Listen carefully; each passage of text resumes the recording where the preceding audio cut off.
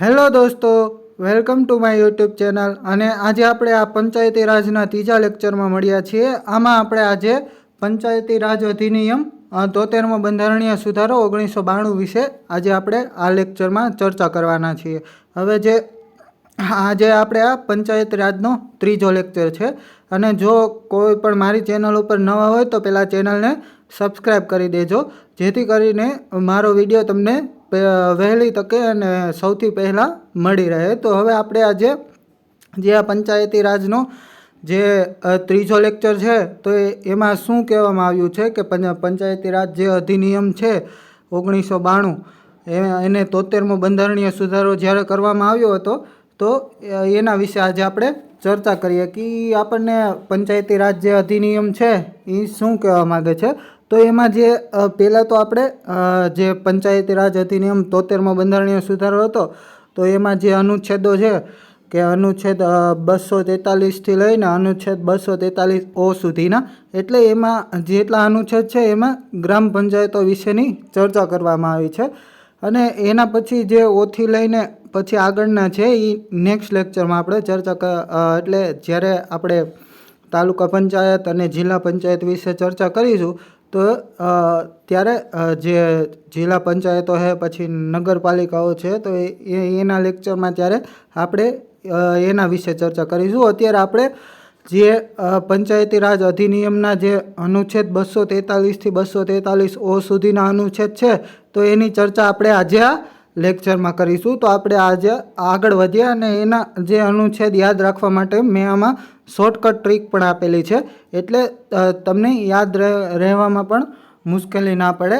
તો હવે આપણે ટાઈમ બગાડ્યા વગર આગળ જોઈએ તો કે પંચાયતી રાજ અધિનિયમ 1992 અને એનો 73મો બંધારણીય સુધારો પણ કહેવામાં આવે છે કે 73મા બંધારણીય સુધારા દ્વારા જે આપણે બંધારણમાં પંચાયતી રાજ અધિનિયમ 1992 ઉમેરવામાં આવ્યો હતો.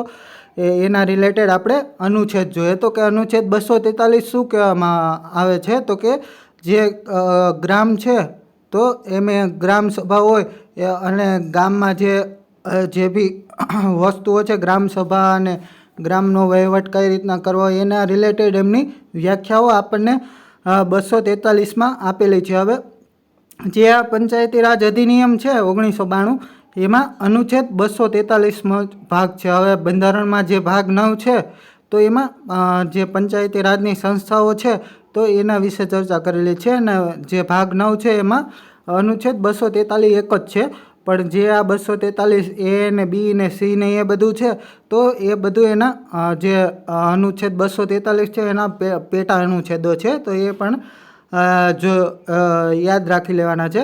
અને મેં આમાં અમુક જે પંચાયતની એક્ઝામ હોય તો એમાં ક ખ ગ ઘ એવી રીતના પણ પૂછતા હોય છે. તો આમાં મેં તમને બે રીતના આપી દીધું છે અને બાજુમાં જે બ્લુ અક્ષરમાં છે તો એ અનુચ્છેદના મેં તમને શોર્ટકટ ટ્રીક આપેલી છે, જેથી કરીને તમને જે અનુચ્છેદ 243A ક એટલે ગ્રામસભા, તો ગ્રામસભા કહેવામાં આવે તો પછી તમને એનો શોર્ટકટ ટ્રીક યાદ હોય તો સમજવામાં પણ વાંધો ન આવે ને તમને યાદ પણ આવી જાય વહેલી તકે, એટલા માટે મેં શોર્ટકટ ટ્રીક પણ આપેલી છે.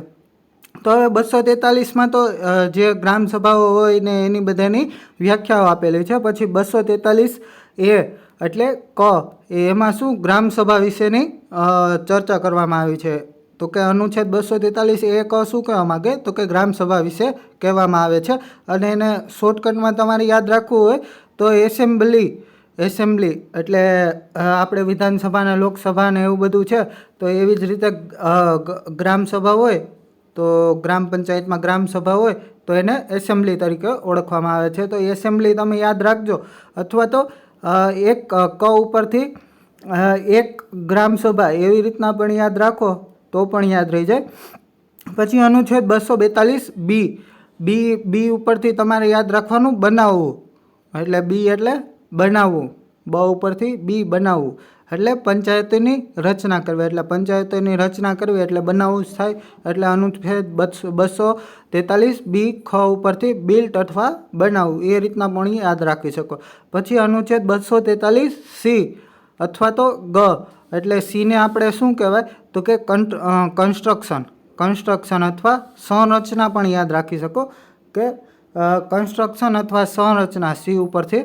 તો પંચાયતોની સંરચના કરવી એ અનુચ્છેદ 243 માં કહેવામાં આવ્યું છે. પછી અનુચ્છેદ 243 શું કહેવામાં આવ્યું છે તો કે અનુચ્છેદ 243 માં બેઠકો અનામત રાખવા બાબત, એટલે જે બેઠકો અનામત રાખવા બાબત વિશેની ચર્ચા અનુચ્છેદ 243 માં કરવામાં આવે છે. ડી ઉપરથી તમે ડેવલપમેન્ટ પણ યાદ રાખી શકો. ડેવલપમેન્ટ એટલે બનાવવું, એટલે બેઠકોમાં અનામત જે રાખવાનું હોય એને ડેવલપમેન્ટ કરવાનું હોય તો એના ઉપરથી પણ તમે બેઠકો અનામત રાખવા બાબતે, તો એ અનુચ્છેદ 243 માં આપવામાં આવ્યું છે. પછી અનુચ્છેદ 243 એટલે એને આપણે ઉપરથી એક્સપાયર પણ યાદ રાખી શકો અથવા તો ઈયર પણ યાદ રાખી શકો. ઈયર એટલે સાલ, એટલે પંચાયતોની મુદત, એ રીતના પણ યાદ રાખી શકો. અથવા વધારાનું હું તમને કહું તો 243 ઉપરથી એક્સપાયર પણ યાદ રાખી શકો. એક્સપાયર એટલે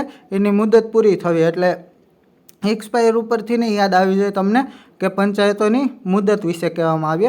અને જે આ ક ખ ગ ઘ ચ ને એ પણ યાદ રાખતું જવાનું છે એની સાથે સાથે, એટલે વાંધો ન આવે. પછી આગળ આપણે જોઈએ તો કે અનુચ્છેદ 243F એટલે એફ ઉપરથી એફ આપણને કઈ બાબત વિશે સમજાવે છે તો કે સભ્યપદ માટેની ગેરલાયકાતો, એટલે ગેરલાયકાતો એટલે ફેલ થવું, એટલે સભ્યપદ માટે ફેલ થવું અથવા તો ગેરલાયકાતો, એટલે એ રીતના શોર્ટકટથી તમારે યાદ રાખી લેવું.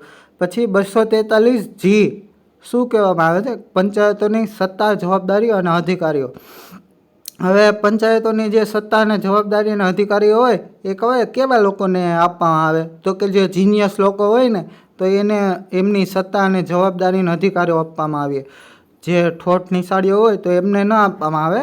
એટલા માટે જીનિયસ લોકો જવાબદારી કોને આપવામાં આવે તો કે જીનિયસને આપવામાં આવે. એ રીતના તમે પણ યાદ રાખી લેવાનું કે 243G પંચાયતોની સત્તા, જવાબદારીઓ અને અધિકારો જીનિયસ લોકોને આપવામાં આવે છે.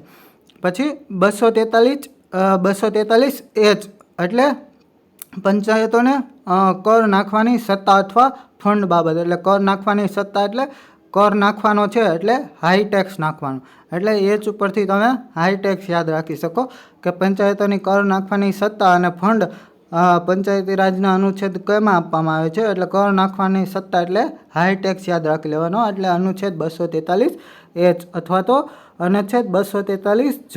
પછી હવે આપણે આગળના અનુચ્છેદ જોઈએ તો કે અનુચ્છેદ 243I. આ આઈમાં આપણને શું કહેવામાં આવ્યું છે તો કે રાજ્ય નાણાં આયોગ વિશે કહેવામાં આવ્યું છે.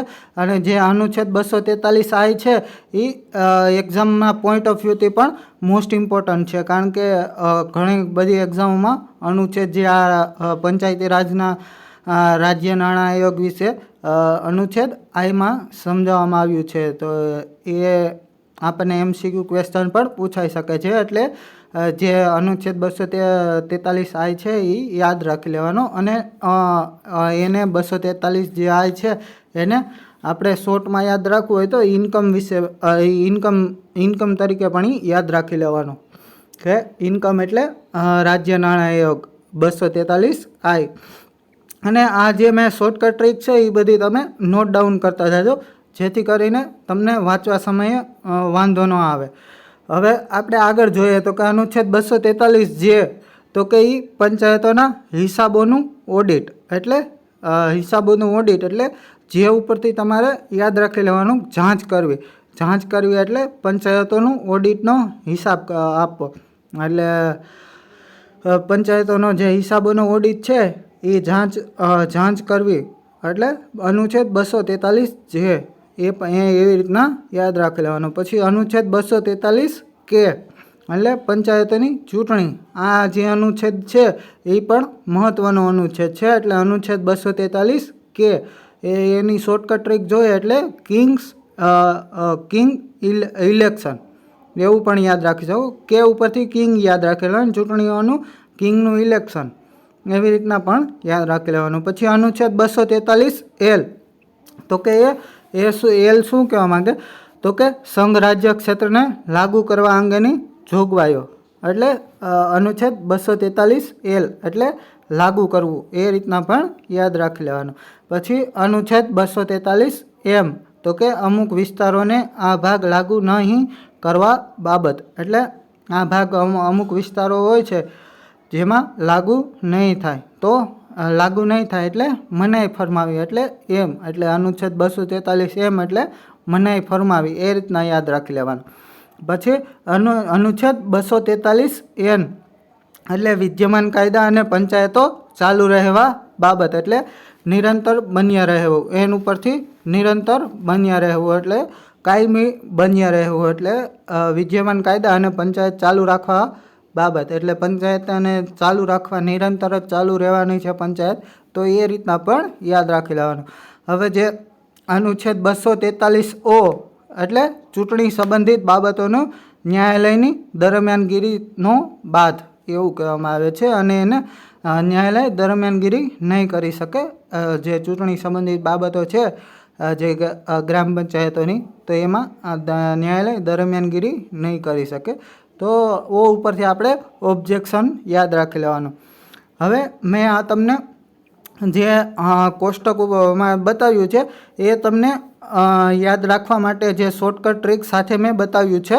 હવે આપણે આ જેટલા અનુચ્છેદ છે તો એને આપણે આગળ વિસ્તૃતમાં જોઈશું, જેથી કરીને તમને બધા અનુચ્છેદ કમ્પ્લીટ રીતે સમજાઈ જાય. અને જે આ પંચાયતી રાજ અધિનિયમ છે એમાં જેટલા અનુચ્છેદ 243થી અનુચ્છેદ 243O સુધીના જેટલા અનુચ્છેદ છે એ પણ તમને જે સમજેલું હોય તો કમ્પ્લીટ રીતે આવડી જાય.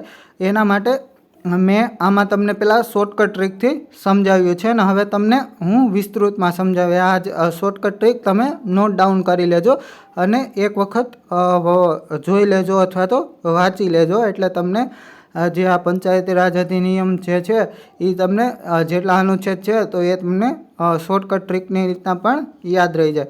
હવે આપણે આગળ જોઈએ તો કે જે પંચાયતી રાજ સંસ્થાનું બંધારણીય સ્થાન શું છે, તો એ આપણને ખબર જ છે કે ભાગ 9માં પરિશિષ્ટ 11માં અનુચ્છેદ 243થી 243O સુધી આપવામાં આવ્યું છે. હવે આપણે જે પંચાયતી રાજ અધિનિયમ છે 1992, તો એના વિશે ચર્ચા કરીએ. તો આપણે જોયું તો એ પ્રમાણે અનુચ્છેદ 243 શું કહેવા માગે છે, તો કે અનુચ્છેદ 243 વ્યાખ્યાઓ વિશે સમજાવે છે. તો કે પંચાયતી રાજ અધિનિયમ 1992ના અનુચ્છેદ 243 મુજબ ગ્રામસભા એટલે પંચાયત ક્ષેત્રમાં મતદાર યાદીમાં નોંધાયેલા વ્યક્તિઓથી બનતી સભાને ગ્રામસભા કહેવાય છે. હવે જે અનુચ્છેદ 243 છે એમાં વ્યાખ્યાઓનો સમાવેશ કરવામાં આવ્યો છે, તો એમાં ગ્રામસભાની વ્યાખ્યાઓ આપવામાં આવે છે કે ગ્રામસભા કોને કહેવાય, તો કે જે ગ્રામ પંચાયત છે એ ક્ષેત્રમાં મતદાન યાદી હોય, જે ગામની મતદાન યાદી હોય એમાં નોંધાયેલા વ્યક્તિઓથી બનતી સભાને ગ્રામસભા કહેવાય છે. હવે ગામમાં ધારો કે 1000ની વસ્તી હોય તો 1000માંથી જેટલા પુખ્ત વય મતદાતાઓ હોય જેમની નોંધણી મતદાન યાદીમાં કરવામાં આવેલી હોય, તો એ જે મતદાન યાદી છે 1000 લોકો છે એમાંથી 600 લોકો પુખ્ત વયના હોય અને એની નોંધણી મતદાન યાદીમાં કરવામાં આવી હોય, તો એવા લોકોથી જે સભા બને છે તો એને ગ્રામસભા કહેવામાં આવે છે. એમાં ગામને ટોટલ વસ્તીનો સમાવેશ નથી થતો. ગ્રામસભા જે હોય એમાં ટોટલ જે ગામની વસ્તી હોય એનો સમાવેશ નથી થતો, કારણ કે ટોટલ ગામની વસ્તી હોય એમાં છોકરાઓ આવી જાય, નાના બાળકો પણ આવી જાય. પણ જે આમાં જે ગ્રામસભા કોને કહેવાય, તો કે જે પંચાયતનું ક્ષેત્ર છે એટલે ગામમાં જેટલી વસ્તી હોય એમાંથી જે પુખ્ત વય મતદાતા હોય એમની મતદાન યાદીમાં નામ હોય, તો મતદાન યાદીમાં નામ નોંધાયેલું હોય તો એનાથી જે સભા બનતી હોય તો એને ગ્રામસભા કહેવામાં આવે છે. તો હવે તમને ગ્રામસભા એટલે શું એની વ્યાખ્યા વિશે તો ખબર પડી જ ગઈ હશે. તો હવે આપણે આગળ જોઈએ તો કે અનુચ્છેદ 243 એ શું કહેવા માગે છે, તો કે એમાં આપણને ગ્રામસભાની જે જવાબદારીઓ અને એનું સત્તા છે તો એના વિશેનું વર્ણન આપણને અનુચ્છેદ 243 સમજાવવામાં આવ્યું છે. હવે 243 જે વ્યાખ્યાઓ છે અને 243 તો એમાં કન્ફ્યુઝન ના કરતા, કારણ કે જે અનુચ્છેદ 243 છે એમાં ગ્રામસભાની વ્યાખ્યા આપેલી છે, અને જે અનુચ્છેદ 243 છે તો એમાં ગ્રામસભાને ગ્રામસભા વિશે જ કીધેલું છે, પણ જે એમની ગ્રામસભામાં કઈ રીતની જવાબદારી હોય અને એની જે સત્તાઓ હોય તો એના વિશે વર્ણન કરવામાં આવ્યું છે. તો એ યાદ રાખી લેવું કે અનુચ્છેદ 243માં તો ખાલી ગ્રામસભાની જે વ્યાખ્યા છે એ જ આપવામાં આવેલી છે, જ્યારે અનુચ્છેદ 243 એ કમાં આપણને ગ્રામસભાની જે જવાબદારી હોય અને તેની સત્તાઓનું વર્ણન કરવામાં આવ્યું છે. હવે આપણે જોઈએ તો કે ગ્રામસભા છે તો એ કઈ રીતના એની પાસે જવાબદારીઓ અને સત્તાઓ હોય છે. એટલે ગ્રામસભાની જે સરખામણી છે એ રાજ્યની વિધાનસભા સાથે કરવામાં આવે છે, કારણ કે ગ્રામ પંચાયતની મતદાન યાદીમાં નોંધાયેલો જે દરેક વ્યક્તિ છે એ ગ્રામસભામાં ભાગ લઈ નિર્ણય પ્રક્રિયામાં ભાગીદાર બને છે. એટલે જે આપણી ગ્રામસભા હોય એની સરખામણી રાજ્યની જે વિધાનસભા હોય છે એમાં જે એમએલએ રહેલા હોય છે તો એની સાથે જે એમના સભ્યો હોય છે એની સાથે સરખામણી કરવામાં આવે છે, કારણ કે જે ગ્રામ પંચાયતની મતદાન યાદીમાં નોંધાયેલો દરેક વ્યક્તિ હોય છે એ ગ્રામસભામાં ભાગ લઈ નિર્ણય પ્રક્રિયામાં ભાગીદાર બની શકે છે. તો એ ગ્રામસભામાં કહેવામાં આવે છે. પછી હવે ગ્રામસભા ક્યારે ક્યારે યોજવામાં આવે છે તો કે ગ્રામસભાને વર્ષમાં ઓછામાં ઓછી 2 ગ્રામસભાઓ થવી જોઈએ. એટલે વર્ષમાં ઓછામાં ઓછી 2 વખત તો ગ્રામસભાઓ ભરાવી જ જોઈએ. એટલે કે 2 ગ્રામસભા વચ્ચેનો સમયગાળો 6 મહિનાથી વધારે ના હોવો જોઈએ. એટલે 6 મહિનાથી વધારે જે ગ્રામસભાઓ ભરાય છે 2 ગ્રામસભાઓ, તો એમની વચ્ચે ઓછામાં ઓછી આપણને કીધું છે કે ઓછામાં ઓછી 2 વખત તો થવી જ જોઈએ એમ. હવે એની વચ્ચેનો જે સમયગાળો છે એ પણ 6 મહિનાથી વધારે ના હોવો જોઈએ, તેમજ 2 ગ્રામસભાઓ વચ્ચે ઓછામાં ઓછો 3 મહિનાનો સમયગાળો રહેવો જોઈએ. એટલે જે 2 ગ્રામસભાઓ છે એમની વચ્ચે 6 મહિનાથી વધારે સમયગાળો ન રહેવો જોઈએ અને 2 ગ્રામસભા વચ્ચે ઓછામાં ઓછો 3 મહિનાનો સમયગાળો ના રહેવો જોઈએ. એટલે 1 ગ્રામસભા ભરાય પછી 3 મહિના પછી બીજી ગ્રામસભા ભરવાની, અથવા તો એના 3 મહિના પછી ત્રીજી ગ્રામસભા ભરવાની. એ રીતના તમારે ગ્રામસભા ભરવાની હોય છે અને ઓછામાં ઓછી 2 ગ્રામસભાઓ થવી જોઈએ. તો આ પણ તમારે યાદ રાખી લેવાનું છે કે જે ગ્રામસભાઓ હોય ગ્રામ પંચાયતમાં તો એ ઓછામાં ઓછી 2 વખત થવી જોઈએ અને એની વચ્ચેનો સમયગાળો 6 મહિનાથી વધારે ના હોવો જોઈએ અને ઓછામાં ઓછે 3 મહિનાનો સમયગાળો રહેવો જ જોઈએ. એટલે 3 મહિનાનો સમયગાળો રહેવો જ જોઈએ. 3 મહિના પછી પાછી નવી ગ્રામસભા ભરવાની. એ રીતના તમે જે રાજ્ય સરકાર ઈચ્છે, કારણ કે આપણે ફર્સ્ટ લેક્ચરમાં જોયું હતું કે જે ગ્રામ પંચાયતની જે જવાબદારી હોય અથવા તો જે પંચાયતી રાજની સંસ્થાઓ હોય છે એના રિલેટેડ જે કાયદા અને કાનૂન ને એ બધું હોય છે એ રાજ્ય યાદીનો વિષય છે ને એ રાજ્ય યાદીનો વિષય છે તો એના રિલેટેડ કાયદા પણ જે આ રાજ્યની વિધાનસભાને એ છે તો એ બનાવતી હોય છે. તો જે આપણી વિધાનસભા કે જે રાજ્યની વિધાનસભા હોય તે ઈચ્છે તેટલી વખત ગ્રામસભા ભરાવી જોઈએ. તો એ પહેલેથી જ નક્કી કરેલું હોય કે એમની જવાબદારી પણ તલાટીએ લેવાની હોય છે કે ગ્રામસભા કેટલી વખત ભરવી, અને એ બધી જવાબદારીઓ તલાટીની હોય છે. એ આપણે આગળ જોઈશું. પછી હવે આપણે આગળ જોઈએ તો કે પહેલી ગ્રામસભા 1 એપ્રિલથી 2 મહિનામાં યોજવી ફરજિયાત છે. તો કે જે પહેલી ગ્રામસભા છે એ 1 એપ્રિલથી 2 મહિનામાં યોજવી ફરજિયાત છે, કારણ કે જે ગ્રામસભા હોય છે એમનું માર્ચના એન્ડિંગ સુધીમાં એમનું જે બજેટ હોય છે એ તાલુકા પંચાયતે મોકલવાનું હોય છે, કારણ કે જે પાછલા વર્ષે જે હિસાબને એ બધું કરવામાં આવ્યું હોય છે તો એ હિસાબ એમને તાલુકા પંચાયતને આપવાનો હોય છે. પછી ત્યાંથી તાલુકા પંચાયતમાં અપ્રૂવ થઈને આવે ને પછી પહેલી ગ્રામસભા હોય છે એમાં જે હિસાબો ને એ બધું હોય છે એના વિશે જે કામગીરી કરી છે લાસ્ટ યરમાં, હવે આવતા વર્ષે કઈ કઈ કામગીરી કરવાની છે તો પહેલી ગ્રામસભામાં એના વિશે ચર્ચા કરવામાં આવે છે. એટલે એ 1 એપ્રિલથી 2 મહિનામાં યોજાવી જરૂરી છે, કારણ કે જે લાસ્ટ યરનું બજેટ ને એ બધું હોય તો એના વિશે જે ચર્ચા કરવાની હોય પછી આવતા વર્ષે આપણે કઈ રીતના શું કામગીરી કરવી તો એ બધું જે છે એ ગ્રામસભા સમક્ષ એને મૂકવાનું હોય છે. એટલે 1 એપ્રિલથી 2 મહિનામાં યોજવી ફરજિયાત બનતી હોય છે. પછી ગ્રામસભા જે દિવસે યોજવાની હોય છે તેની 7 દિવસ અગાઉ ગામના લોકોને તેની જાણ કરવામાં આવે છે. હવે જ્યારે ગ્રામસભા યોજવાની હોય તો એમના 7 દિવસ પહેલાં જ જે ગામના લોકો છે એમને જાણ કરવામાં આવે છે. અને જો વિશેષ ગ્રામ પંચાયત યોજવાની હોય, ગ્રામસભા યોજવાની હોય તો એ યોજવાની હોય એનાથી 3 દિવસ અગાઉ ગામના લોકોને જાણ કરવામાં આવે છે. એટલે તમારે આ 2 દિવસો યાદ રાખી લેવાના કે જ્યારે ગ્રામસભા, જે નોર્મલી ગ્રામસભા આપણે વર્ષમાં 4 વખત યોજવાના હોય, આપણા ગુજરાતમાં વર્ષમાં 4 વખત ગ્રામસભા યોજવામાં આવે છે. એ ગ્રામસભા, જે નોર્મલી ગ્રામસભા છે એ યોજવાની હોય તો એમાં 7 દિવસ અગાઉ ગામના લોકોને જાણ કરવામાં આવે છે. જ્યારે વિશેષ ગ્રામસભા એટલે જે ખાસ રીતે ગ્રામસભા યોજવાની હોય તો એના માટે 3 દિવસ અગાઉ ગામના લોકોને જાણ કરવામાં આવે છે. પછી ગ્રામસભા જે દિવસે હોય તેના આગલા દિવસે દાંડી પીટીને ગામના લોકોને જાણ કરવામાં આવે છે. એટલે ગ્રામસભા જે દિવસે આપણે યોજવાની હોય એમના આગલા દિવસે દાંડી પીટીને અથવા ઢંઢેરો, આપણે લોકલ ભાષામાં કહીએ તો કે ઢંઢેરો પીટીને પણ ગામના લોકોને જાણ કરવાની હોય છે. એટલે ઢંઢેરો પીટી શકે ને અથવા તો દાંડી પીટીને પણ જાણ કરવાની હોય છે કે કાલે આપણા ગામમાં ગ્રામસભાનું આયોજન કરવામાં આવેલું છે.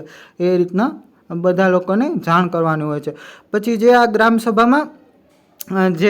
ગ્રામસભા છે તો એમાં કોરમની સંખ્યા કેટલી હોવી જોઈએ કે જેથી આપણે ગ્રામસભા ભરી શકીએ, તો એના વિશે ચર્ચા કરેલી છે. તો કે ગ્રામસભામાં કોરમની સંખ્યા 50 છે. એટલે 50 જણાની જો હાજરી હોય તો ગ્રામસભા પોતાની કાર્યવાહી આગળ વધારે છે. અથવા તો ગ્રામસભામાં નોંધાયેલા કુલ મતદાતાઓના 10મા ભાગ જેટલી હોવી જોઈએ. એટલે 1/10 અથવા તો 10મા ભાગની જે ગ્રામસભામાં નોંધાયેલા મતદાતા હોય એમના 10મા ભાગની હાજરી હોવી જોઈએ. તો જે ગ્રામસભાની કાર્યવાહી છે તો એ આગળ વધે છે. પછી હવે ગ્રામસભાના જે અધ્યક્ષ હોય છે એ સરપંચ હોય છે. જો સરપંચ હાજર ના હોય તો ઉપસરપંચ અધ્યક્ષ પદ તરીકે પદ સંભાળે છે. અને જો ઉપસરપંચ ગેરહાજર હોય તો પંચાયતનો ચૂંટાયેલો સભ્ય અધ્યક્ષ પદ સંભાળે છે.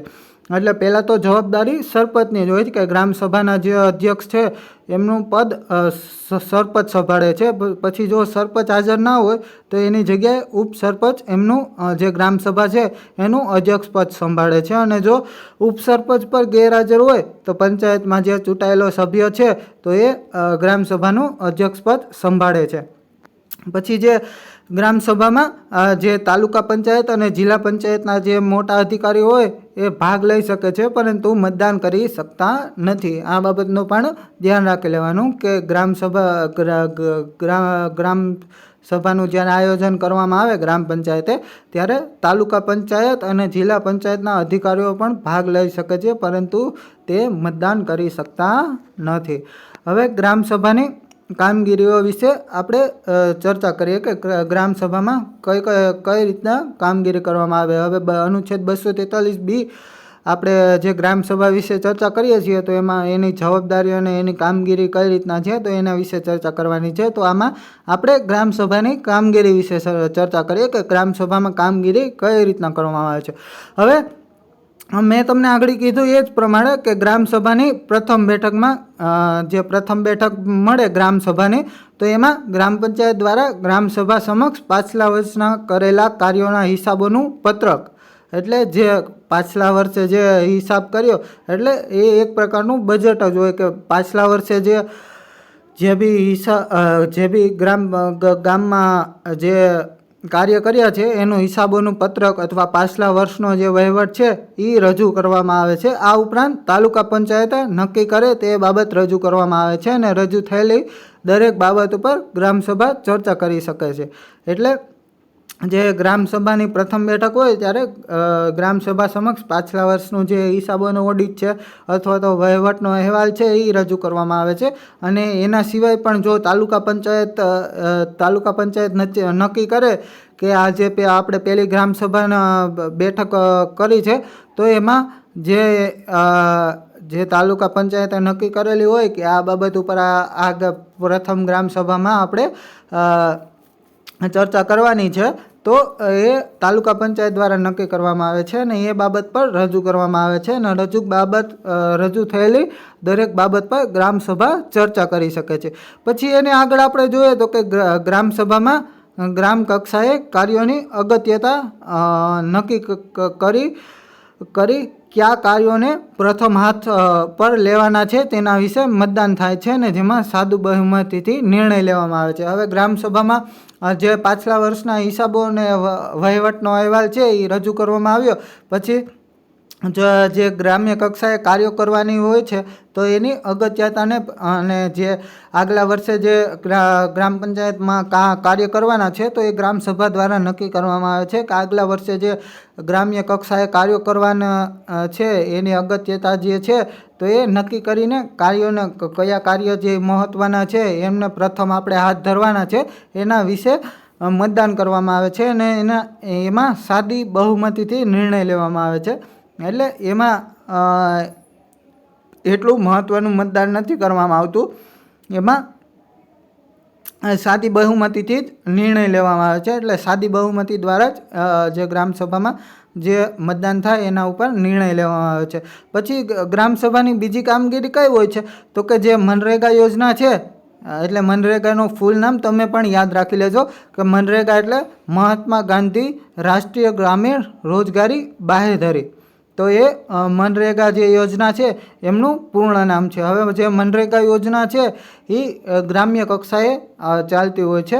એટલે એમનું સામાજિક ઓડિટ કરવાનું કાર્ય પણ ગ્રામસભા કરે છે. એટલે જે આપણી મનરેગા યોજના છે તો એમનું સામાજિક જે ઓડિટ કરવાનું હોય એ કાર્ય પણ ગ્રામ પંચાયત કરે છે. પછી ગ્રામસભા સ્થાનિક કર્મચારી જેમ કે તલાટી, ગ્રામ મિત્ર અને ગ્રામ સેવકની કામગીરી ચકાસી શકે છે. એટલે ગ્રામસભા હોય છે એમની પાસે પણ સત્તા રહેલી હોય છે કે તે જે સ્થાનિક કર્મચારીઓ જેવા કે તલાટી, ગ્રામ મિત્ર અને ગ્રામ સેવકની કામગીરીની ચકાસણી પણ કરી શકે છે. પછી હવે આપણે આગળ જોઈએ તો કે ગ્રામસભા બીજી કઈ કામગીરી કરી શકે છે તો કે ગ્રામસભા જિલ્લા ગ્રામ વિકાસ એજન્સી એટલે DRDA એટલે ડિસ્ટ્રિક્ટ રૂરલ ડેવલપમેન્ટ એજન્સી એમને ઇંગ્લિશમાં એ રીતના કહેવાય ને ગુજરાતીમાં જિલ્લા ગ્રામ વિકાસ એજન્સી એના દ્વારા જે હાથ ધરાયેલા કાર્યો હોય એમના વિશે સમીક્ષા કરવાનું કામ પણ ગ્રામસભા કરે છે. એટલે જે DRDOએ હાથ ધરેલા કામો હોય છે એની સમીક્ષા પણ ગ્રામસભા દ્વારા કરવામાં આવે છે. ને પછી આગળ આપણે જોઈએ તો કે જે ગ્રામ રક્ષક દળ છે એમની રચના પણ ગ્રામસભા દ્વારા કરવામાં આવે છે. અને પછી એને આગળ જોઈએ તો કે ગામના જે ગરીબ રેખા નીચે જીવતા લોકો હોય છે એમની BPL યાદી તૈયાર કરવાની પણ જવાબદારી ગ્રામસભા પાસે હોય છે. એટલે ગ્રામસભાની જે કામગીરી છે તો એ આ રીતના છે. હવે આપણે આગળ જોઈએ તો કે જે આપણી જે ગુજરાત છે તો કે હવે આપણે ગ્રામસભા વિશે તો ચર્ચા કરી લીધી. તો હવે જે આપણે ગુજરાતમાં ગ્રામસભા છે તો એ આપણે કેટલી વખત ભરી શકીએ તો એના વિશે ચર્ચા કરીએ કે ગુજરાતમાં ગ્રામસભા જે છે તો એ કઈ રીતના આપણે જોઈ શકીએ. કારણ કે બધા રાજ્યમાં અલગ અલગ રીતના જે પંચાયતી રાજ અધિનિયમ છે એ અલગ અલગ રીતના પાલન થયેલું છે. એટલે આપણા ગુજરાત સરકારે પણ એના રિલેટેડ જે આપણે ગુજરાત પંચાયતી રાજ અધિનિયમ છે એ ઘડેલો છે. કારણ કે ભારત સરકારે તો પંચાયતી રાજ અધિનિયમ 1992 ઘડેલો હતો. એના પછી રાજ્યને આપણે જે પાછલા લેક્ચરમાં ચર્ચા કરેલી હતી કે બધા રાજ્યમાં અલગ અલગ પંચાયતી રાજ છે. કારણ કે અમુક રાજ્યમાં દ્વિસ્તરીય છે, અમુક રાજ્યમાં 3 સ્તરવાળું છે, પછી અમુક રાજ્યમાં 4 સ્તર છે. એવી જ રીતે બધે અલગ અલગ છે. અને જે આપણી ભારત સરકાર છે એણે પણ બધાને જે આપણે બળવંતરાય સમિતિ વિશે પાછલા લેક્ચરમાં ચર્ચા કરી હતી તો એમાં પણ જે એમની જોગવાઈઓ હતી તો એમાં એમ જ કીધેલું હતું કે બધા રાજ્ય સૌની રીતના આનું જોગવાઈનું પાલન કરે. તો એવી જ રીતના આપણે ગુજરાત સરકારે પણ જે ગુજરાત પંચાયતી રાજ અધિનિયમ જે છે એ 1993માં ઘડી કાઢ્યો હતો. તો હવે એ કઈ રીતના આપણામાં ગુજરાતમાં છે, તો એ રીતના આપણે ચર્ચા કરીએ કે ભારત સરકાર દ્વારા તૈયાર કરાયેલા પંચાયતી રાજ અધિનિયમ 1992ની જોગવાઈનું પાલન થાય તે માટે ગુજરાત સરકારે પંચાયતી રાજ અધિનિયમ 1993 ઘડી કાઢ્યો હતો. પછી એમાં જે ગ્રામસભા છે તો એ ક્યારે ક્યારે યોજવામાં આવે છે, તો એના વિશે ચર્ચા કરવામાં આવી છે. તો કે આપણા ગુજરાતમાં ગ્રામસભાની પ્રથમ બેઠક દર નાણાકીય વર્ષના 31મી મે સુધીમાં યોજાવી જરૂરી છે. એટલે આપણે જે ગુજરાતમાં બધા જ ગામડાઓ છે એમાં જે નાણાકીય વર્ષ છે તો એમના 31મી મે સુધીમાં યોજાવી જરૂરી છે. હવે આપણે આગળ જ વાત કરેલી હતી એ પ્રમાણે કે એ 1 એપ્રિલથી 2 મહિનાની અંદર યોજાવી જોઈએ. ગ્રામસભા જે છે એ 1 એપ્રિલથી 2 મહિનાની અંદર. એટલે આપણે જે આ તારીખ છે 31મી મે, તો આપણા ગુજરાતમાં ગ્રામસભા જે પ્રથમ ગ્રામસભા છે એ 31મી મે સુધીમાં યોજાઈ જવી જોઈએ. પછી એવી જ રીતના ગુજરાતમાં મુખ્યત્વે 4 વખત ગ્રામસભા યોજવાનું ફરજિયાત થયેલું છે. એટલે જે આપણો ગુજરાત સરકારે જે પંચાયતી રાજ અધિનિયમ 1993 ઘડ્યો છે, તો એમાં જે ગુજરાત રાજ્યમાં 4 વખત જે ગ્રામસભા છે યોજવાનું ફરજિયાત થયેલું છે. એટલે એ ક્યારે ક્યારે યોજવાની હોય, કારણ કે બધા રાજ્યમાં અલગ અલગ ગ્રામસભા યોજીએ. તો અમુક રાજ્યમાં 3 વખત યોજાતી હોય, અમુક રાજ્યમાં 5 વખત.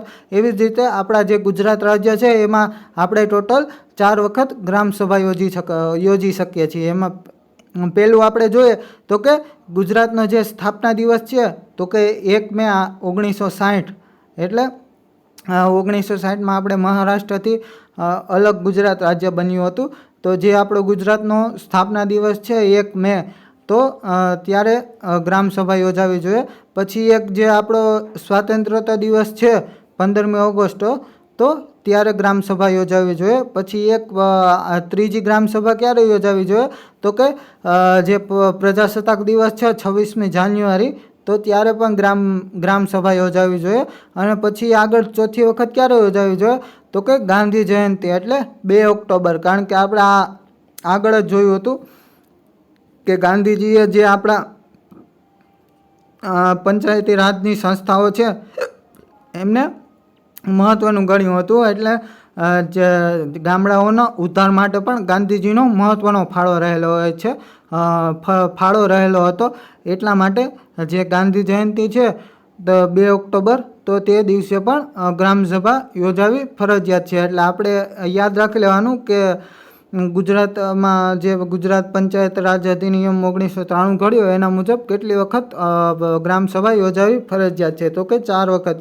ક્યારે ક્યારે તો કે પહેલું જ્યારે ગુજરાત સ્થાપના દિવસ હોય છે 1 મે ત્યારે, પછી બીજું સ્વાતંત્ર્ય દિવસ એટલે 15મી ઓગસ્ટ, પછી ત્રીજું પ્રજાસત્તાક દિવસ 26મી જાન્યુઆરી, ને ચોથું ગાંધી જયંતિ એટલે 2 ઓક્ટોબરે.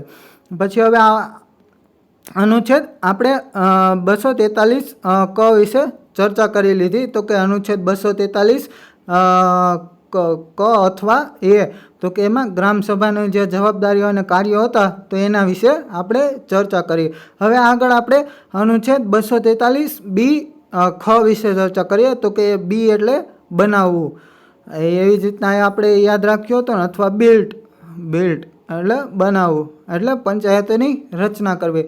હવે પંચાયતોની રચના કરવી, તો એમાં શું કહેવામાં આવ્યું છે, તો કે 73માં બંધારણીય સુધારા અધિનિયમ 1992 અનુચ્છેદ 243 બી મુજબ દેશના દરેક રાજ્યમાં ત્રિસ્તરીય પંચાયતી રાજ વ્યવસ્થા હશે.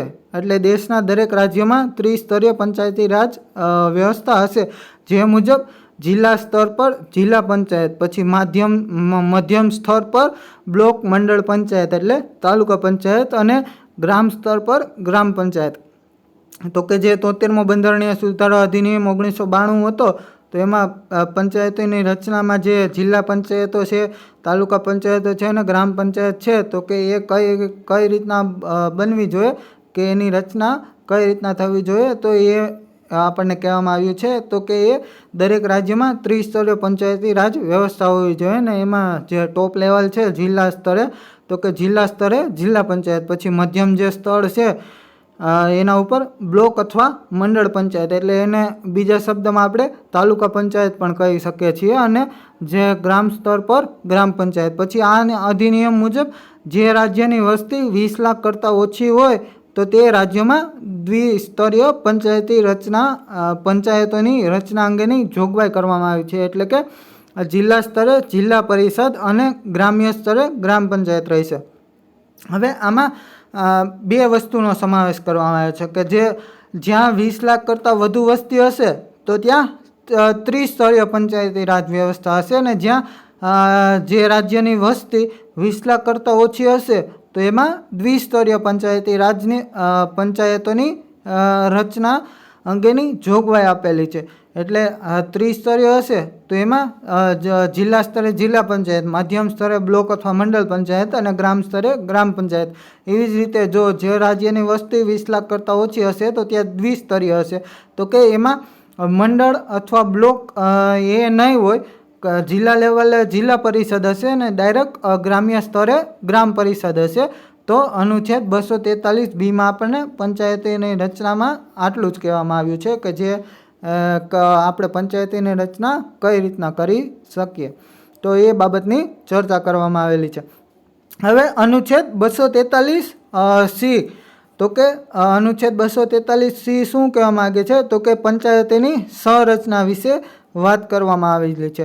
તો કે અનુચ્છેદ 243માં જે પંચાયતી સંસ્થાઓની સંરચના અંગેની જોગવાઈ કરવામાં આવેલી છે. તો એ જોગવાઈ કઈ રીતના કરવામાં આવેલી છે તો એના વિશે આપણે ચર્ચા કરીએ. એટલે પંચાયતોની જે રચનામાં તો આપણે જોયું કે જે પંચાયતો બનાવેલી છે તો કે જે ગ્રામ પંચાયત, જિલ્લા પંચાયત અને તાલુકા પંચાયત અથવા બ્લોક અથવા મંડળ પંચાયત પણ એને કહેવાય. તો હવે જે પંચાયતો છે તો એમના જે સભ્ય હશે તો એ સભ્યને કઈ રીતના ચૂંટવા અને એમની જે ચૂંટણી પ્રક્રિયા છે એ કઈ રીતની છે, અને એમાં સરપંચ, ઉપસરપંચ, પછી જે જિલ્લા લેવલે છે તો અધ્યક્ષ, ઉપાધ્યક્ષ છે, પછી જે મંડળ અથવા બ્લોક લેવલ છે તો એમાં પણ અધ્યક્ષ અથવા પ્રમુખ અથવા ઉપપ્રમુખ અથવા તો અધ્યક્ષ, ઉપાધ્યક્ષ હશે.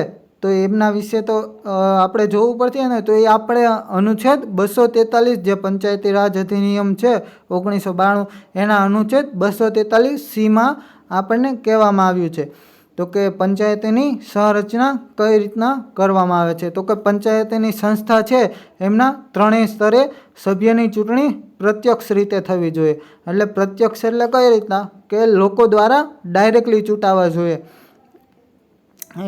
એટલે જે સભ્યની ચૂંટણી છે એ પ્રત્યક્ષ ચૂંટણીથી ચૂંટાવા જોઈએ, અને દ્વિતીય અને તૃતીય સ્તરે અધ્યક્ષ અને ઉપાધ્યક્ષની ચૂંટણી પરોક્ષ રીતે કરવામાં આવશે. જ્યારે ગ્રામ્ય સ્તરે અધ્યક્ષ એટલે કે સરપંચની ચૂંટણી પ્રક્રિયા રાજ્ય નક્કી કરશે. એટલે જે તાલુકા પંચાયત અને જિલ્લા પંચાયત છે, મંડળ પંચાયત અથવા તો જે જિલ્લા પંચાયત છે તો એમના સ્તરે અધ્યક્ષ અને ઉપાધ્યક્ષની જે ચૂંટણી છે તો એ પરોક્ષ રીતે કરવામાં આવશે.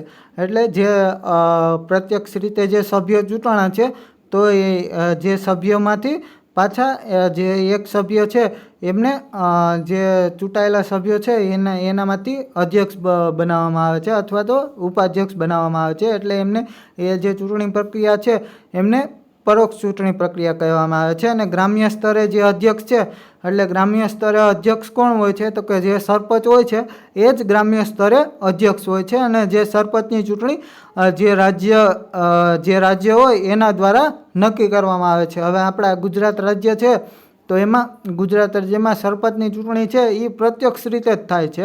એટલે એ આપણી જે વિધાનસભા છે એમાં એના દ્વારા નક્કી કરવામાં આવ્યું હોય છે કે આપણા રાજ્યમાં સરપંચની ચૂંટણી છે તો એ પ્રક્રિયા પ્રત્યક્ષ રીતે જ થવી જોઈએ. હવે જ્યારે આપણે સરપંચની ચૂંટણી હોય છે તો ત્યારે આમાંથી ઘણાએ મતદાન કરેલું હશે કે ગ્રામ પંચાયતની જે તે ગામમાં લોકો રહેતા હશે તો એમણે જે સરપંચની ને એની સભ્યની ચૂંટણી હોય છે તો એમાં મતદાન કર્યું હશે.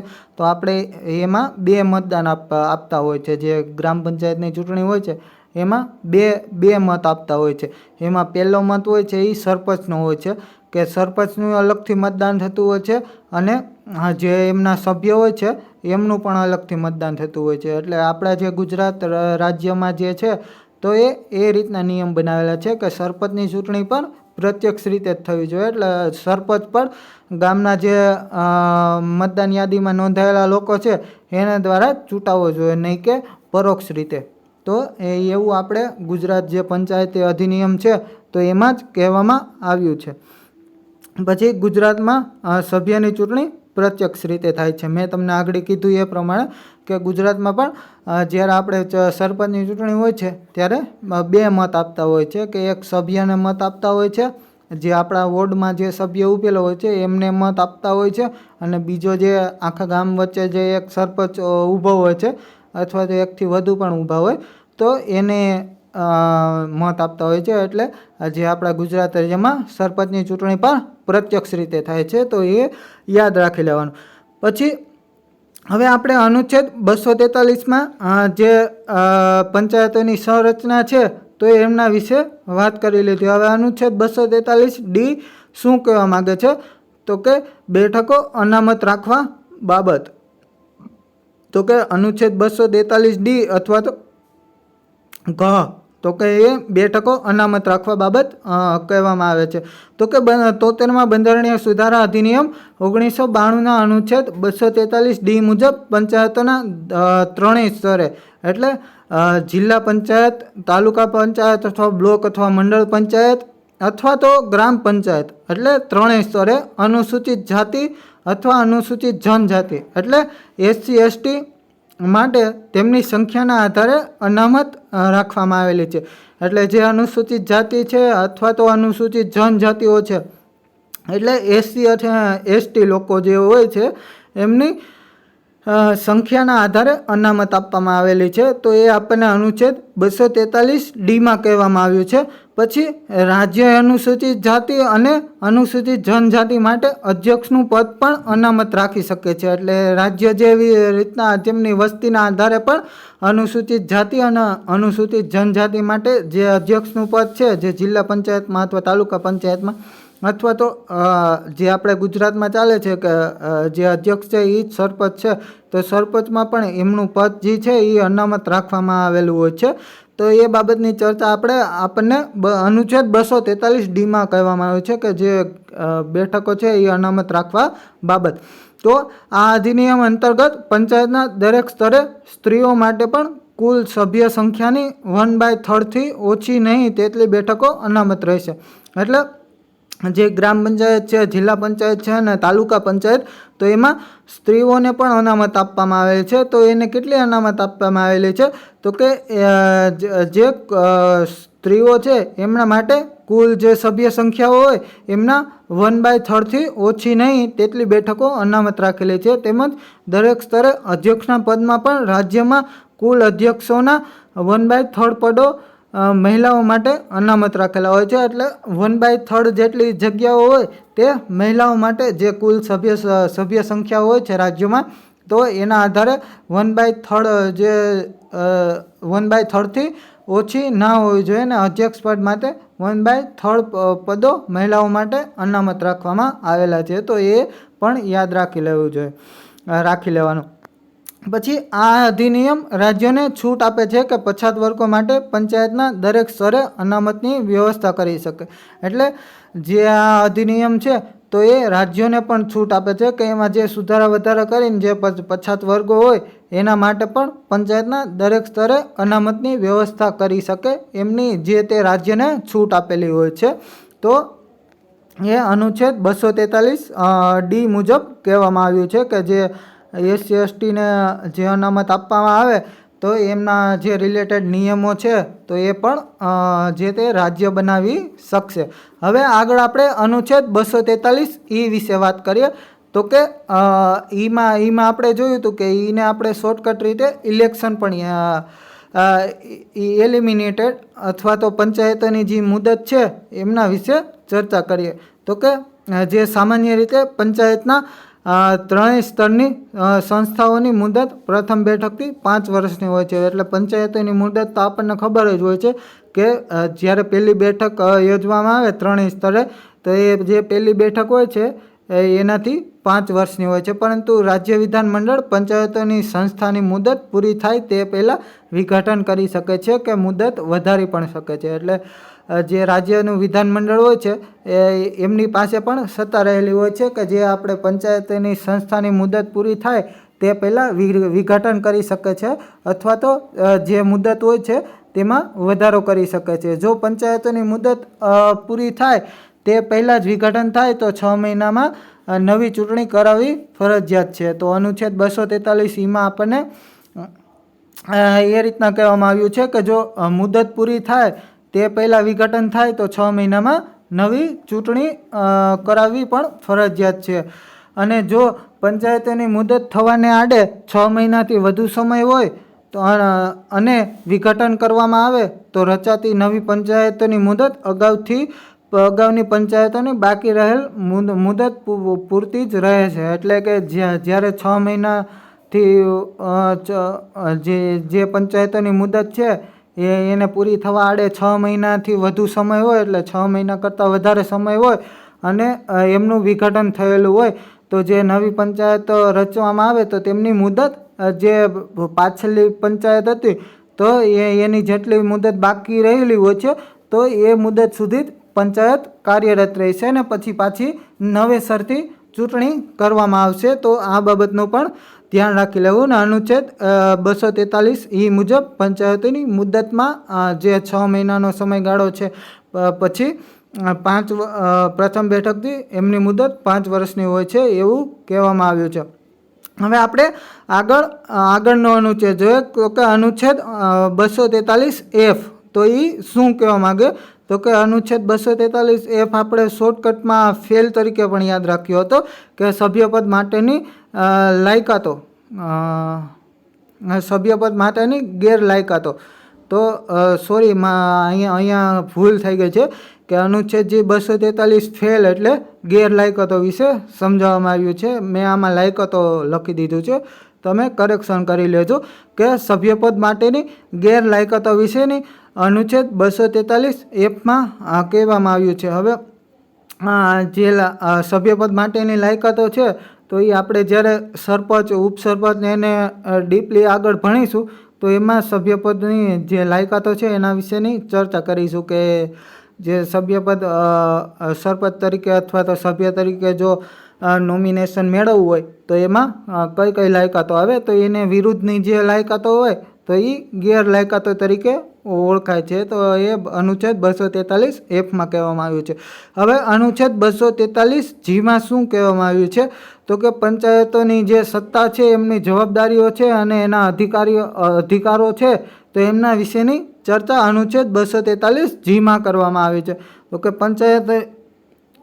પંચાયતો માટેની પંચાયતોની સત્તા જે છે કે ગ્રામ પંચાયતનું જે તળની જમીનો હોય છે અથવા ગોચરની જમીનો હોય છે એમની દેખરેખ રાખવાની એ પંચાયતની સત્તા હોય છે. પછી એ સરપંચની અંડર આવતું હોય છે. પછી એમની જવાબદારીઓ હોય છે કે અમુક જે ગામના રિલેટેડ કાર્યો કરવાના હોય છે એ સરપંચની જવાબદારી અથવા તો પંચાયતની જવાબદારી હોય છે. અમુક અધિકારો આપેલા હોય છે પંચાયતોને કે તમે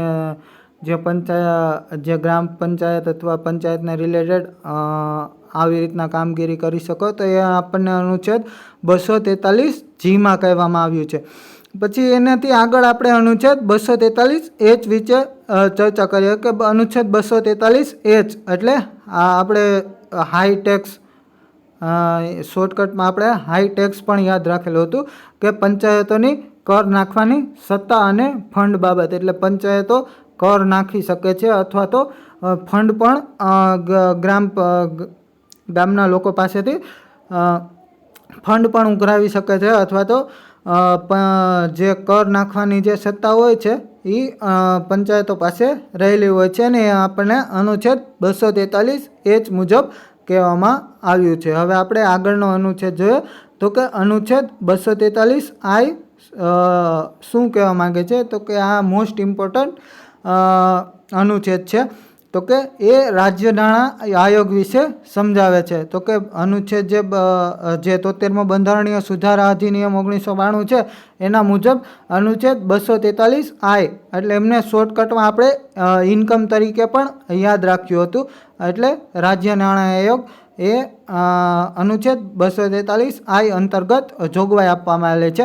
હવે જ્યારે આ અધિનિયમ લાગુ થયાના 1 વર્ષમાં નાણાં આયોગની રચના કરવી ફરજિયાત હતી અને રાજ્યના રાજ્યપાલ દર 5 વર્ષે પંચાયતોની આર્થિક સ્થિતિની સમીક્ષા કરવા માટે રાજ્ય નાણાં પંચની રચના કરતા હોય છે. કે જે રાજ્ય નાણાં આયોગ છે અથવા તો રાજ્ય નાણાં પંચ છે, તો એમની રચના જે તે રાજ્યના રાજ્યપાલ દ્વારા કરવામાં આવે છે અને તેનો જે રાજ્ય નાણાં પંચ અથવા તો જે રાજ્ય નાણાં આયોગ છે એ દર 5 વર્ષે જે પંચાયતોની આર્થિક સમીક્ષા કરતું હોય છે કે આર્થિક સ્થિતિની સમીક્ષા કરતું હોય છે રાજ્ય નાણાં આયોગ દ્વારા કરવામાં આવે છે. અને તે રાજ્યપાલ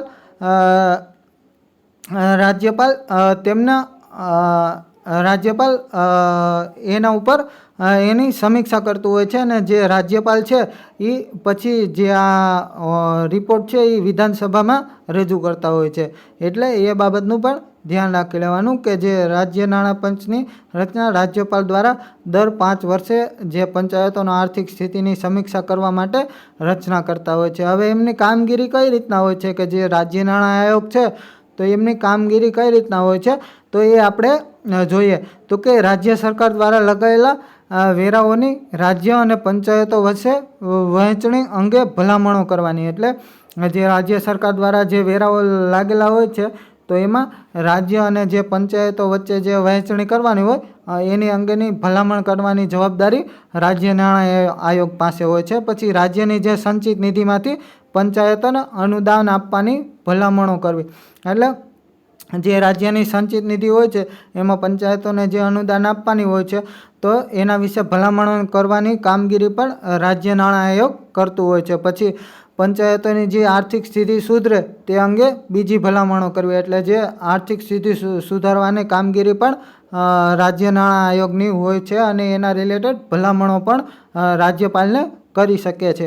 પછી પંચાયતોની આર્થિક સ્થિતિ મજબૂત કરવાના ઉદ્દેશ્યથી રાજ્યપાલ દ્વારા સોંપવામાં આવેલા અનેક અન્ય કોઈ કાર્યો કરવા તો એ પણ રાજ્ય નાણાં આયોગ દ્વારા કરવામાં આવે છે. કે રાજ્યપાલે અમુક કાર્ય જે પંચાયતોની આર્થિક સ્થિતિ મજબૂત કરવા માટે અમુક કાર્ય સોંપેલા હોય છે અને એ રાજ્યપાલ દ્વારા સોંપવામાં આવતા હોય છે અને એ કામગીરી પણ રાજ્ય નાણાં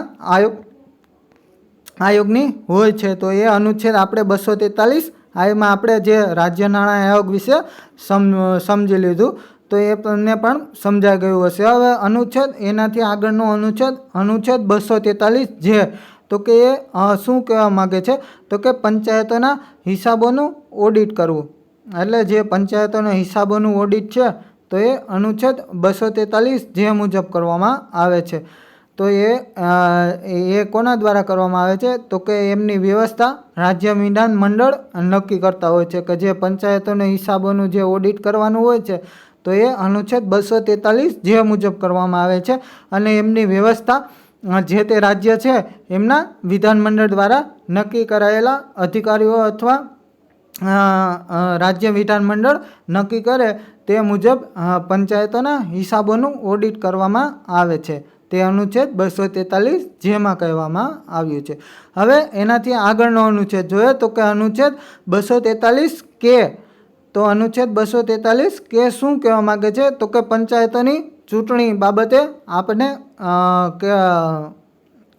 કહેવામાં આવે છે. તો કે એને આપણે શોર્ટકટમાં યાદ રાખ્યું હતું કે એટલે કે ઉપરથી કિંગ્સ ઇલેક્શન અથવા કિંગ ઇલેક્શન એટલે પંચાયતોની ચૂંટણી.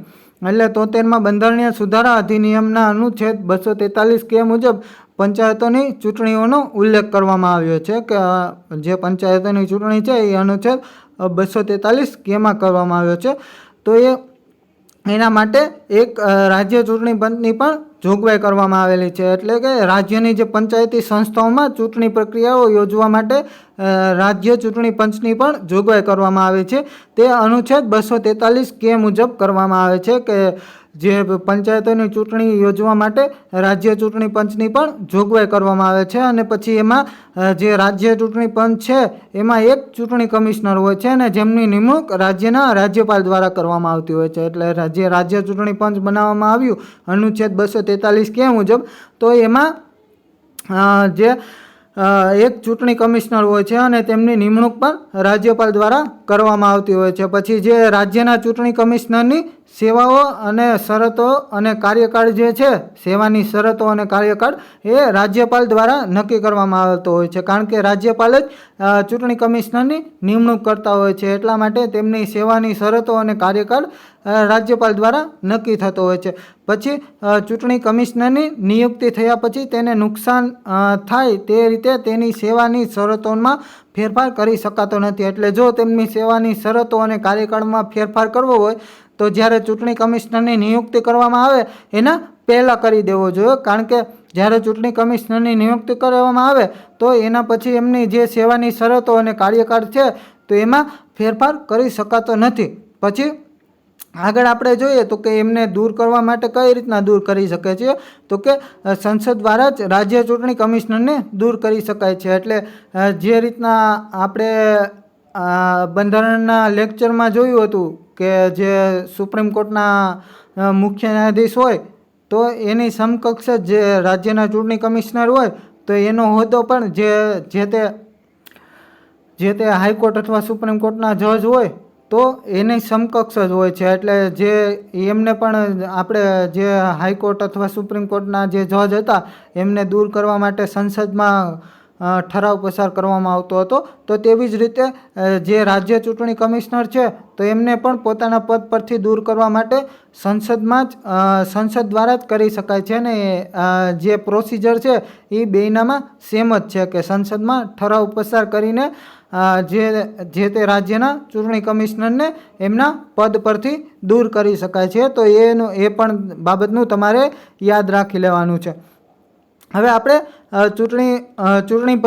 જે રાજ્ય ચૂંટણી પંચ છે તો એમની કામગીરી વિશે વાત કરીએ તો કે રાજ્ય ચૂંટણી પંચની રાજ્ય જે ચૂંટણી પંચ છે તો એ કઈ રીતના કામ કરે છે, તો કે ત્રણેય સ્તરની પંચાયતી રાજ સંસ્થાઓમાં ચૂંટણીઓનું આયોજન કરવું. એટલે જે ત્રણેય સ્તરની પંચાયતી રાજ સંસ્થાઓ છે એમાં ચૂંટણીઓનું આયોજન કરવું એ ચૂંટણી પંચની કામગીરી છે. પછી પંચાયત ક્ષેત્રમાં સીમાંકન કરવું અને બેઠકોની ફાળવણી કરવી. એટલે પંચાયતનું ક્ષેત્રનું સીમાંકન કરવું એટલે આ પંચાયતમાં કેટલો ક્ષેત્ર આવે, પછી બીજા પંચાયતમાં કેટલું ક્ષેત્ર આવે, તો એ ક્ષેત્રનું સીમાંકન કરવું અથવા જે તે બેઠકોની ફાળવણી કરવી એ રાજ્ય ચૂંટણી પંચની કામગીરીમાં આવે છે. પછી મતદાન યાદી તૈયાર કરવી અને તેમને પ્રકાશિત કરવી. પછી જે ચૂંટણી ખર્ચની સમીક્ષા કરવી, તો એ બધી કામગીરી જે તે રાજ્ય ચૂંટણી પંચની હોય છે.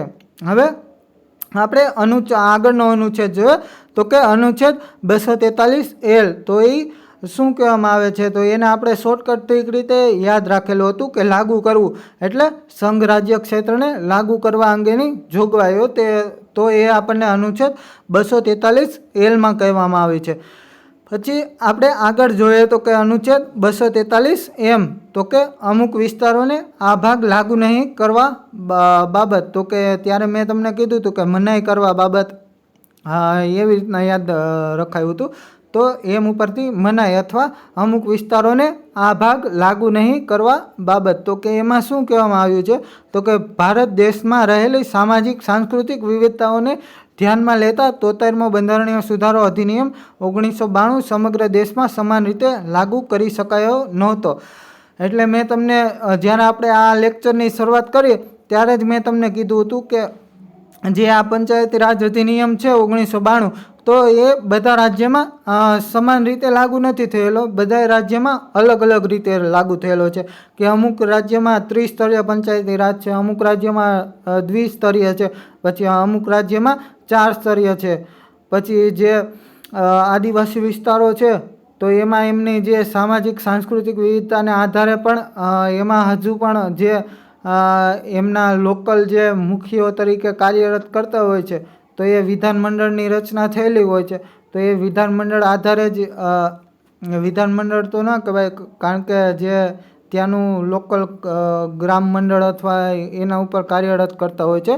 તો એવી જ રીતે અમુક જે આ અધિનિયમ છે તો એ સમગ્ર દેશમાં સમાન રીતે લાગુ થયેલા નથી. તો એવા કયા રાજ્યો છે તો એ રાજ્યમાં લાગુ કરવામાં આવ્યો નથી. જે આપણો આ બંધારણીય સુધારો છે 73મો બંધારણીય સુધારો પંચાયતી રાજ અધિનિયમ, તો એ કયા રાજ્યમાં લાગુ કરવામાં આવ્યો નથી તો કે આ અધિનિયમ નાગાલેન્ડ, મેઘાલય અને મિઝોરમ રાજ્યમાં લાગુ કરવામાં આવ્યો નથી. તો એ બાબત આપણને અનુચ્છેદ 243 એમાં કહેવામાં આવે છે. પછી એના પછી જે મણિપુર, મિઝોરમ અને નાગાલેન્ડ, મેઘાલય અને મિઝોરમ, એના સિવાય મણિપુર રાજ્યના પહાડી વિસ્તારમાં અગાઉના સમયથી ચાલી રહેલી જિલ્લા પરિષદ અસ્તિત્વમાં છે. એટલે ત્યાં આ જે અધિનિયમ છે પંચાયતી રાજ અધિનિયમ તે લાગુ કરવામાં આવ્યો નથી. ત્યાં જે મણિપુર રાજ્યના અમુક પહાડી વિસ્તારો છે એમાં અગાઉના સમયથી ચાલુ રહેલી જે જિલ્લા પરિષદો છે એ જ અસ્તિત્વમાં છે. પછી પશ્ચિમ બંગાળ રાજ્યના પહાડી જિલ્લા એમાં જે દાર્જિલિંગ છે તો એમાં જે ગોરખા પહાડી વિસ્તાર છે તો એમાં ગોરખા પહાડી પરિષદ અસ્તિત્વમાં છે. તો એવું આપણને અનુચ્છેદ 243 એમાં કહેવામાં આવ્યું છે કે અમુક વિસ્તારો અથવા જે અમુક રાજ્યો છે તો એમાં 73મો બંધારણીય સુધારો લાગુ કરવામાં આવ્યો નથી. તો એમાં આપણે 3 રાજ્યો જોયા, તો કે એમાં નાગાલેન્ડ, મિઝોરમ અને મણિપુર. પછી મણિપુરના જે અમુક વિસ્તારો, મિઝોરમ, પછી જ્યાં મણિપુરના પહાડી વિસ્તારો છે, પછી પશ્ચિમ બંગાળના જે ગોરખા પહાડી પરિષદ ચાલે છે દાર્જિલિંગમાં, તો એમના વિશે આપણને અનુચ્છેદ 243 એમાં કહેવામાં આવ્યું છે. પછી હવે આપણે આગળ અનુચ્છેદ 243 એન વિશે ચર્ચા કરીએ. તો કે વિદ્યમાન કાયદાઓ અને પંચાયત ચાલુ રહેવા બાબત. એટલે જે પંચાયતોના વિદ્યમાન કાયદાઓ હોય છે તો એ વિધાન મંડળ અથવા તો આપણી જે તે રાજ્યની વિધાનસભા દ્વારા બનાવવામાં આવતા હોય છે. અને પંચાયતો ચાલુ રહેવા બાબતે પણ જે તે વિધાનસભા હોય છે એમના દ્વારા નક્કી કરવામાં આવેલા નિયમો પર જે તે પંચાયતો ચાલુ રાખવાની હોય છે. અને જો પંચાયતો બરખાસ્ત થઈ હોય તો 6 મહિનામાં ચૂંટણી કરવામાં આવેલી હોય છે, અથવા તો 6 મહિના કરતાં વધારે સમયગાળો હોય તો જે નવી પંચાયત રચવામાં આવી હોય તો એ જે તે પંચાયતોની જે બાકી આગલી પંચાયતોને જેટલો ટાઈમ બાકી હોય તો એ ટાઈમ સુધી જ પંચાયત રહેશે. તો એવું આપણને અનુચ્છેદ 243 એનમાં કહેવામાં આવ્યું છે કે જે વિદ્યમાન કાયદાઓ છે પંચાયતના રિલેટેડ કાયદાઓ, તો એમની જે સત્તાઓ હોય છે એ વિધાનમંડળ પાસે રહેલી હોય છે. અને પંચાયતોને ચાલુ રાખવાની હોય તો એના રિલેટેડ જે નિયમો બનાવેલા હોય છે તો એ આપણને અનુચ્છેદ 243 એનમાં કહેવામાં આવ્યું છે. હવે આપણે જે આ 73મો બંધારણીય સુધારો છે એમનો લાસ્ટ જે અનુચ્છેદ છે અનુચ્છેદ 243 O, તો કે એમાં ચૂંટણી સંબંધિત બાબતોમાં ન્યાયાલયની દરમિયાનગીરીની બાદ. એટલે કે મેં તમને આની શોર્ટકટ ટ્રીક પણ કીધેલી હતી કે ઓબ્જેક્શન, એટલે જે આપણે ન્યાયાલયમાં ગયા હોય તો ત્યાં પણ જે જજ હોય એના દ્વારા ઓબ્જેક્શન આપવામાં આવતો હોય કે ઓબ્જેક્શન માય લોર્ડ ને ઓબ્જેક્શન ને એ રીતના. તો એ ઓબ્જેક્શન તમારે યાદ રાખી લેવાનો કે અનુચ્છેદ 243 O અથવા તો એમાં ચૂંટણી સંબંધિત જે બાબતો હોય છે એની ન્યાયાલયની દરમિયાનગીરીનો બાદ. તો ઓબ્જેક્શન એટલે જે ન્યાયાલયની દરમિયાનગીરી નહીં રહે. તો 73મા બંધારણીય સુધારા અધિનિયમ 1992માં અનુચ્છેદ 243 O અંતર્ગત એવી જોગવાઈ કરવામાં આવેલી છે કે ચૂંટણી સંબંધિત કે બેઠકોની ફાળવણી અંગે કોઈ વિવાદ ઊભો થાય તો ન્યાયાલયમાં લઈ જઈ શકાશે નહીં.